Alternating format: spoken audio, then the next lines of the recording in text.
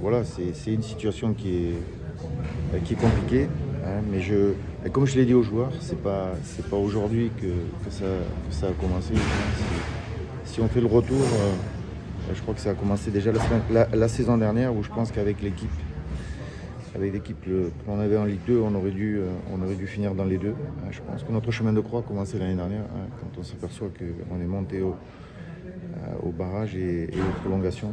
Voilà. Après, quand je dis ça, je pense à la préparation, hein, les matchs de préparation où ça a été hyper compliqué, le début de championnat. Voilà. On a eu un sursaut, hein, pendant 3 matchs. Pour moi, c'est pas anodin, hein. Si on a gagné 3 matchs, que peut-être qu'il y a quand même de la qualité dans cette équipe. Voilà. Et comme j'ai dit aux joueurs à la fin du match, il y a un match qui arrive, c'est le Havre. Ce que je leur avais dit avant le match du PFC, il faut faire bonne figure, quoi. Parce que je pense qu'à un moment ou à un autre, c'est pas possible que ça ne tourne pas, même s'il y a beaucoup d'insuffisance.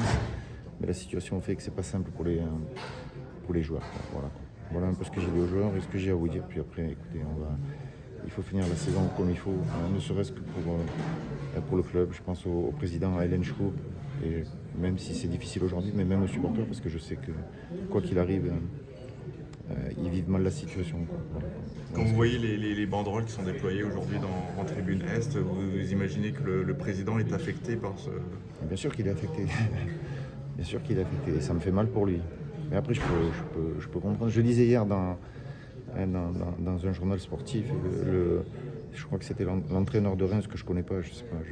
Mais juste, je disais ce qu'il disait.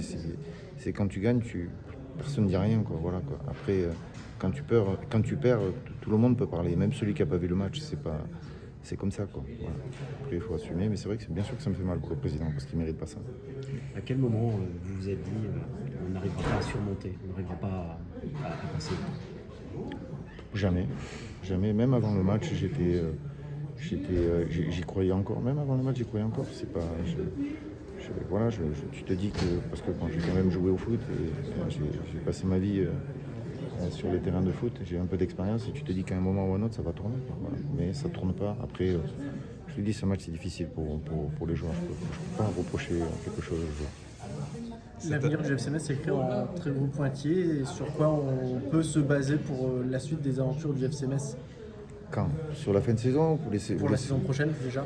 La saison prochaine, je crois que, quoi qu'il arrive, vous le voyez, il y a des jeunes joueurs qui jouent. Et s'ils jouent, c'est pas pour faire plaisir à qui que ce soit. S'ils jouent, c'est qu'ils ont des qualités et qu'il y a eu du travail de fait. Voilà, je pense qu'il va falloir s'appuyer sur ça. Puis après, on va voir un peu comment ça va se passer. Mais quoi qu'il arrive, et ça fait un moment que je le dis, j'ai pas attendu d'être là devant vous pour le dire, je ne suis pas inquiet pour le futur sportif du FC Metz, quoi. Ce sera avec vous?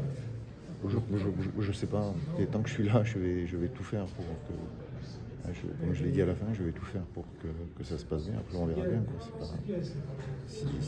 S'il y a un moment pour le bien du club, il faut que je parte. Il n'y aura aucun souci. Mais quoi qu'il arrive, je lâcherai pas, parce que c'est pas dans ma mentalité. Merci. Allez, bonne soirée.